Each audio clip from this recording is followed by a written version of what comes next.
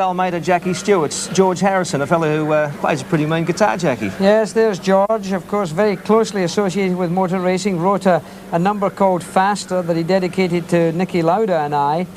George just flew in. He's going up to Hamilton Island, where he's just building a house at the present time. I spent a few days there last week, so I'm sure he's looking forward to the good weather. But he's a real aficionado of racing. He really knows what he's about. And he's looking right now at the Olivetti Longines timing, which is the display on a small television monitor that gives the exact times down to that 3/1000th of a second, so that he knows what's happened during this morning warm-up, this morning practice. So George Harrison will know what's going on, and that's Clive James, incidentally, alongside him there, who's become quite a television personality in the UK.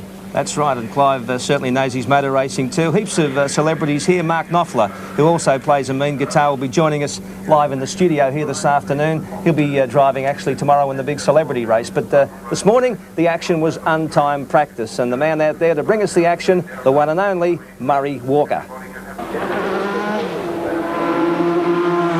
Well, there's the Brazilian, who is third in the World Championship with 63 points. Already a double world champion in 1981 and 1983. And as we have pointed out to you many times, you can tell that he is on new tyres because the white lines around the edges of the tyres are not lines at all. They are labels which are left on because it's not worth taking them off. The friction on the circuit very rapidly wears them away.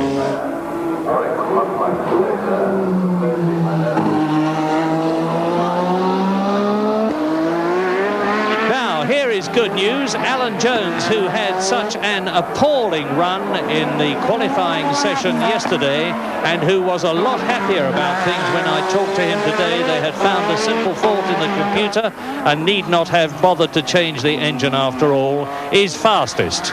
He's fastest in this non-qualifying session. It is not too significant, but it is very encouraging. And his time is 1 minute 27.1. compared with his time yesterday of 24 minutes 46 seconds. So Alan Jones has probably made the greatest improvement in the history of Grand Prix racing. And there is Alan in the very pretty Lola Pass with its Ford Cosworth, Ford is the right way to describe it, V6 engine, which has been steadily improved through the season, and now he slipped to second place on the positions chart there to Philippe Alliot, the Frenchman. But don't get too aerated about these times and speeds, because I emphasize that the whole object of this 1.5 hour session is to enable the drivers, the team managers, the team engineers and the mechanics to get the car perfectly set up.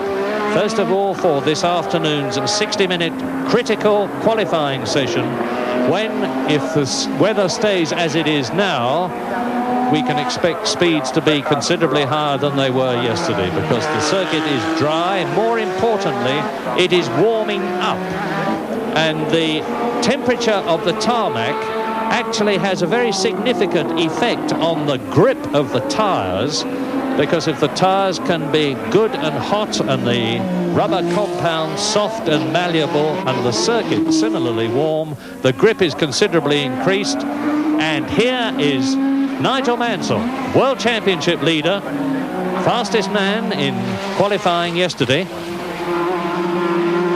just touring round by his standards in the Williams Honda V6 engine, developing in practice trim this afternoon. I would estimate at least 1,200 horsepower, but in race trim for tomorrow about 850, a mere bagatelle.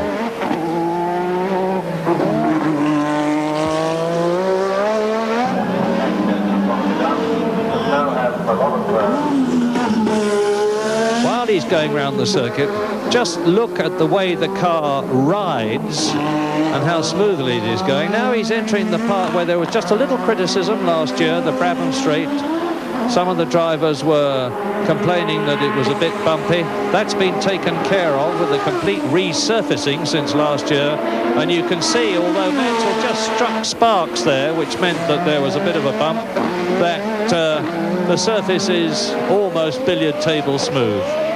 In fact, drivers are never happy. They're always complaining about something. Now they are complaining about the fact that there is not enough grip. But that is no criticism of all the work that's been done on the circuit. Now, as I talk to you, 15 minutes out of 1.5 hours completed as Nigel Mansell goes into the pits, and as Alan Jones sits there waiting to go out for another practice run, and Philippe Alliot, the Frenchman, is fastest with a time of 1 minute 25.961 seconds. I told you they timed it to the nearest 1,000th of a second, and that is about 3 seconds slower than he went in the official qualifying session yesterday. Now Gerhard Berger is on the circuit in the green Benetton, the man in the blue and yellow helmet, second there behind Philippe Streff, the Frenchman, in the Renault-powered Tyrrell. And Gerhard Berger is the man who has signed for Ferrari next year, displacing Stefan Johansson, who actually is just in front of him at the moment. There's the Ferrari, and Berger has just passed it because Stefan is building up to quicker speed. So, coming down the straight, in front as opposed to in the lead, number 4 is Philippe Streff, probably the tallest driver on the racetrack except for Hubroten-Getter. And he's passed by the spark-striking Benetton of Gerhard Berger, the man who won the Mexican Grand Prix, 27 years old, and he's in 7th position in the World Championship. Started off the season with a lot of success because he had a 3rd place in San Marino and a 6th place in Brazil. But then he had 1 or 2 problems until it all came good in Mexico. And here we go across the line with Gerhard Berger,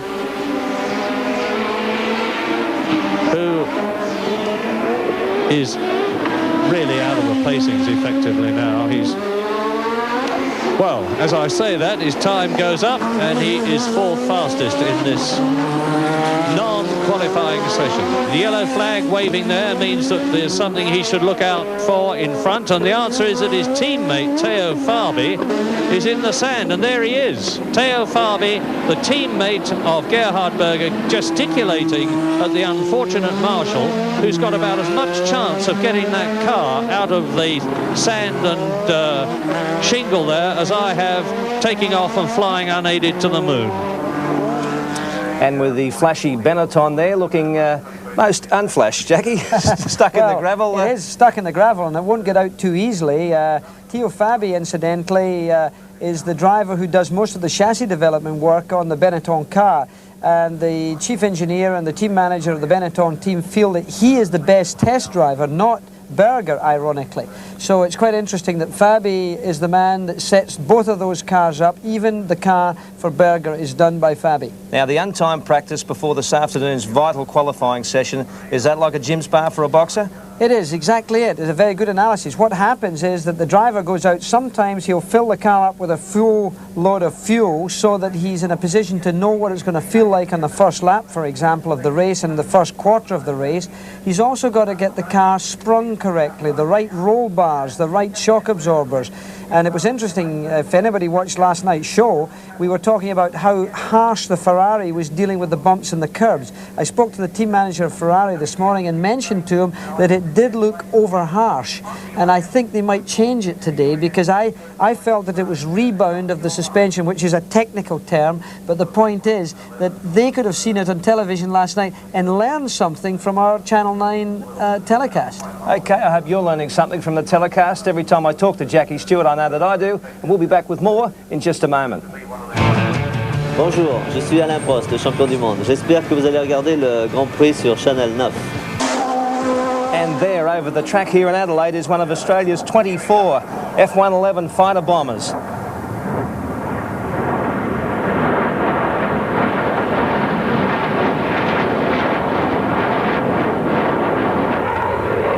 is squadron leader Frank Atkins from Adelaide, in fact from the suburb of Fullerton, home of the glorious Aqaba Motel,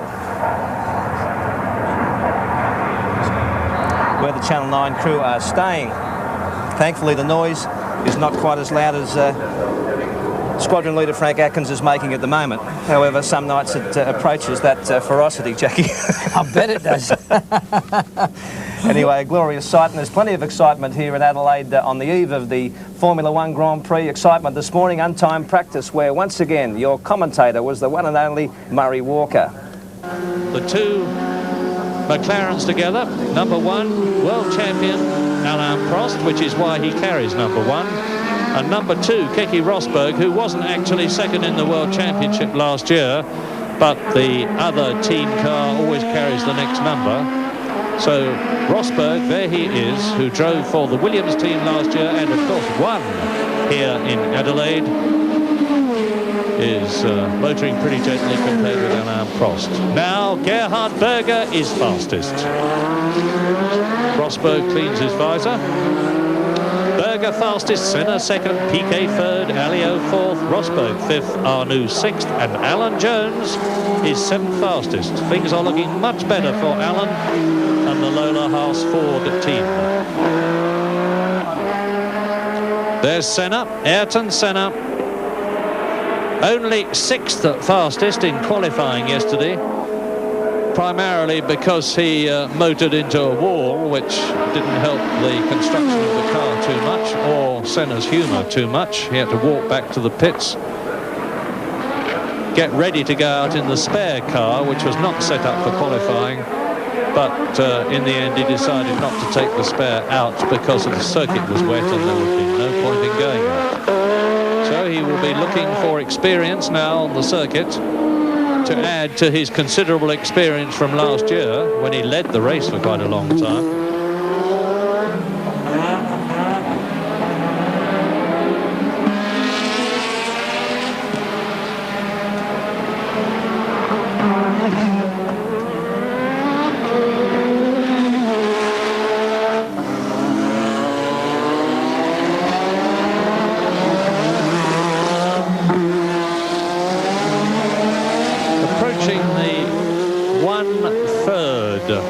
Time point in this non-qualifying 1.5-hour session now. 25 minutes completed. Now Senna is motoring hard now. You can always tell, look at the rear wing of the car, and if you see a sort of haze in front of and above it, that means that the motor has really been tweaked up to, there it is, you can see it beautifully in that shot now. That means the motor's been really tweaked up to produce maximum horsepower. And in the process, of course, it generates an enormous amount of heat.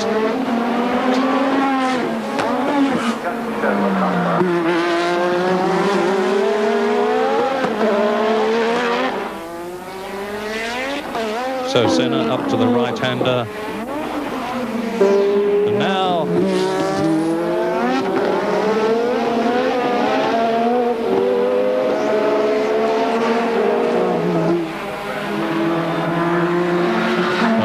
with one of the Ligiers now. This is interesting because both these cars, the Ligier in front and the Lotus behind, are powered by identical Renault V6 turbocharged engines. And the Ligier, designed by Frenchman Michel Tétu and the team managed by Gerhard Berger, who is actually leaving Ligier at the end of the season to start his own Formula One team next year. And the Lotus designed by, there is Senna's Lotus, that too is designed by a Frenchman, Gerhard Berger. And they are getting pretty equal in performance now as far as the cars are concerned. But Senna, of course, is an outstandingly good driver. In front of the circuit now, on the circuit now, in front of Keke Rosberg. And here we are, back with Johnny Dumfries in the JPS Lotus with its Renault engine. What watch his right hand changing as he changes gear. Takes it off the wheel, just a quick snatch of the gear lever. And you can see how it's just like driving on ice. He's approaching 320 kilometers an hour as he goes round the right-hander at Brewery Bend, crosses Bartels Road in a minute, under the bridge, down to racetrack hairpin. This is the fastest part of the course. And watch the suspension moving, not very much because it's very hard. Hard on the brakes, Dumfries for racetrack hairpin, first gear. See a stab of flame from the turbo of the car in front of him. Can't identify it at the moment, but Dumfries is catching it, so hopefully we'll be able to soon. As he comes down to Victoria hairpin. Well, now we really are gaining fast. It's one of the Zach speeds. It's either Hoob-Rotengatter or Palmer. Well, it's Hoob-Rotengatter. Big Hoob. He's about 6'3". Now we're through the S's. This is Wakefield turn coming up, second gear. Keep it in second gear for the left-hander at Flinders Street. Mind the sand trap on the right. Still in second gear for Flinders Bend, the right-hander. Up it, watch his hand. Changing gear, third. Watch it again. Changing gear, fourth. There he goes. 150 Ks, left-hander, East Terrace here. Down to Market's turn, second gear. We're catching, I think it's a Ligier in front of us. Straight past, Stag turn, down to Brewery Bend again. 130 Ks. Build the speed up again. Fourth gear, fifth gear, sixth gear. Cross Bartels Road. Down Brabham Straight, which is called Decaturville Terrace at any other time of the year. Down to first gear. And whilst you can see Johnny Dumfries' hands, you can't see his feet, and they're dancing about on the clutch, the brake and the accelerator pedals like a ballet dancer.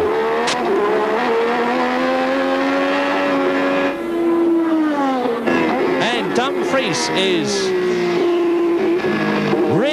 really motoring now, past the grandstands, which will be full of people on Sunday, especially if the weather's like this and the forecast is good. And the popular, ever cheerful Scotsman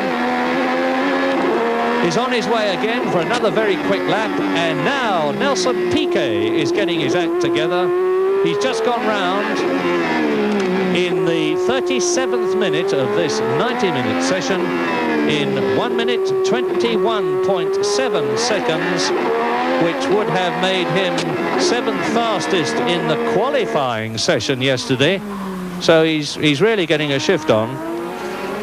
He's displaced Gerhard Berger, who is now second. In third position, it is Alain Prost. Fourth is Rosberg, as you see.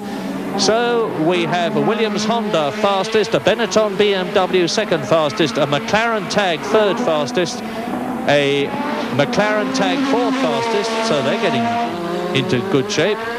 The Lotus Renault of Senna fifth fastest, and the Ligier Renault of Philippe Alliot sixth. And Alan Jones is still keeping his end up extremely well, seventh fastest. Mansell going off, spinning. Mansell spins, but that's perfectly safe. That shows you how fantastically fast a driver's reflexes are. Mansell does a complete 360-degree spin, trying to find the speed limit of the corner. He found it. Here he goes. This is a replay. Watch him. The rear spins round. Look at his head. He's just watching coolly the direction he's going in. Selects first gear and motors away. No problem. Well, the big ball was held here in Adelaide last night, and the way Nigel Mansell did the light fantastic there, Jackie, you think he was still dancing? That was a pirouette. Well, he did a pirouette, but in fact, I wasn't so pleased with how he got into that position. In fact, I think that he overcooked it, and then he went far too high on the curb, and it was the curb, in fact, that induced the accident it could have been, because every time you spin off in one of those cars, there's so little amount of space around in some of those corners that you could be in contact. And after all, he did hit a wall yesterday. As we were recalling, Alain Prost, in fact, last year went off around 5 times in practice and qualifying. He put it down to a heavy cold or virus that he had, whether it's pressure in the case of Nigel, whether he's got a little lapse of concentration there, but you've got to be so careful because of those curbs. They're very easy to hook up on. What's it mean? explain to a world champ, or one who's looking at it being a world champ, you were world champ 3 times, to spin off twice in 2 days in front of lots of people, does it dent your ego a bit? Does it just in the back of your mind concern you? No, you really don't think about anyone else. You think about yourself. You think that you've made a mistake, and you can kid a lot of people, but you can't kid yourself. It's very important. He knew that he had made a mistake. He tried to run the car up onto the curb, but in fact, if he had run it on a little longer, he might have avoided that spin out there, but he was still trying for a good lap time. So it was a real balancing job for him. He will, of course, be slightly worried about his team. He'll go back to the pits and have the car looked at because he's worried that maybe he's done some damage. Okay, plenty of action in untimed practice this morning. We'll be back with more of it in just a moment. Hi, I'm Gerhard Berger, the Formula 1 racing driver from Benetton Formula 1 team. Steve is right world of sports for the 1986 Australian Formula 1 Grand Prix. That is the scene here in Adelaide right now. The historic cars are spinning around the track, but it was only a matter of a few minutes earlier this morning when we saw untimed practice that saw Alain Prost come out and set a new lap record here in Adelaide. Let's have a look at that with your commentator once more, the one and only Murray Walker. Is Stefan Johansson, who crashed so spectacularly yesterday, damaging slightly his leg and bruising his ribs. He was taken away to Adelaide Hospital for a check over. His leg was x-rayed and he was adjudged to be okay. Well, he's still feeling a bit sore, hardly surprising considering he slammed into the wall at well over 100 miles an hour.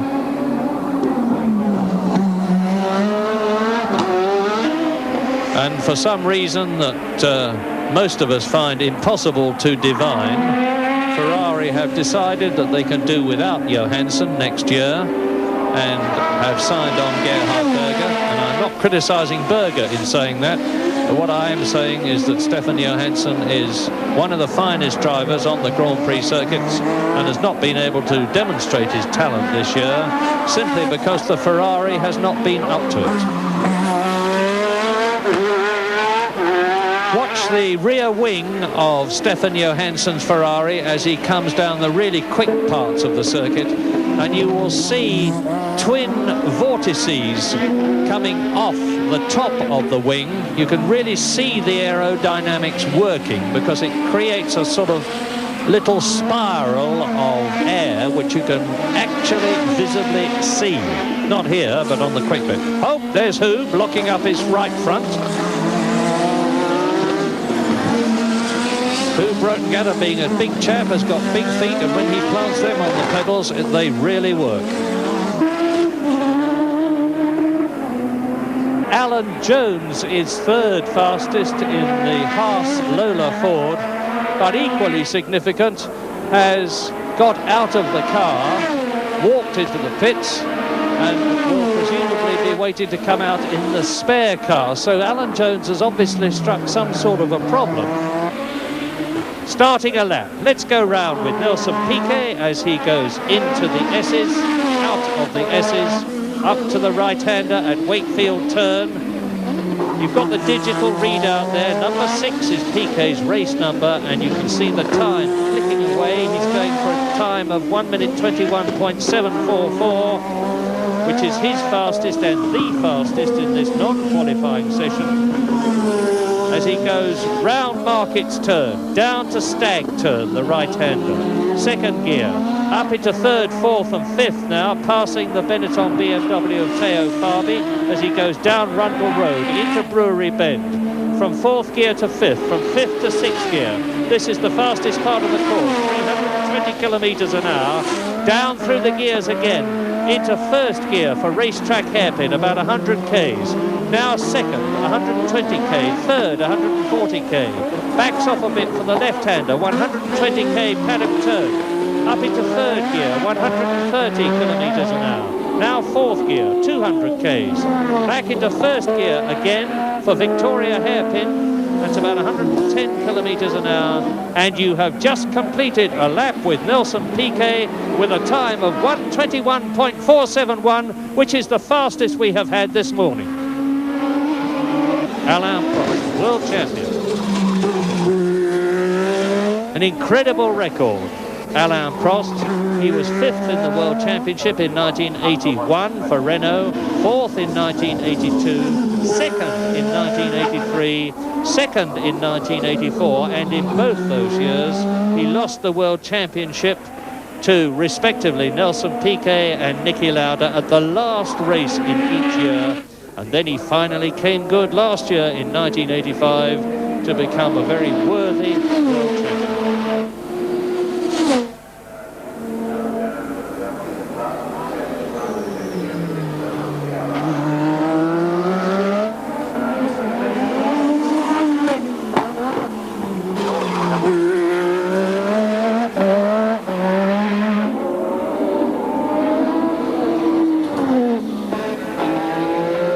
Prost is trying, a bit of a wiggle on there, which he instantly corrected, but which actually will have cost him a few hundredths of a second.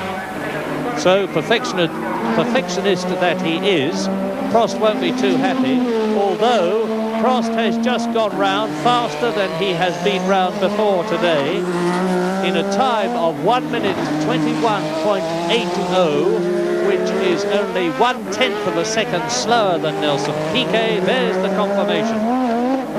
And there in the cockpit of the Ligier is the man who is fastest of all, René Arnoux, and on the right is his French team manager, Gerhard Berger. There, bending over, is Michel Tetou, the Frenchman who designed the car that Arnoux is sitting in.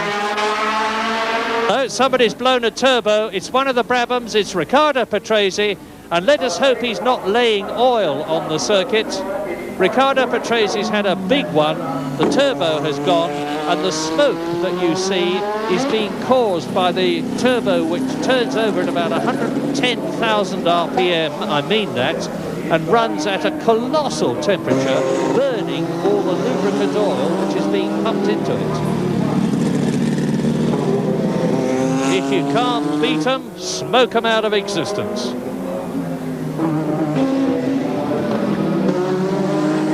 There is Glenn Dix on the start line, signifying the end of this 1.5 hour, very interesting and extremely significant non-qualifying session in good weather. And there is the man who has been fastest, in great shape for this afternoon's qualifying, Alain Prost, faster than the lap record by some 4 seconds, and even more importantly, faster than Nigel Mansell's fastest time, which gave him provisional pole position yesterday.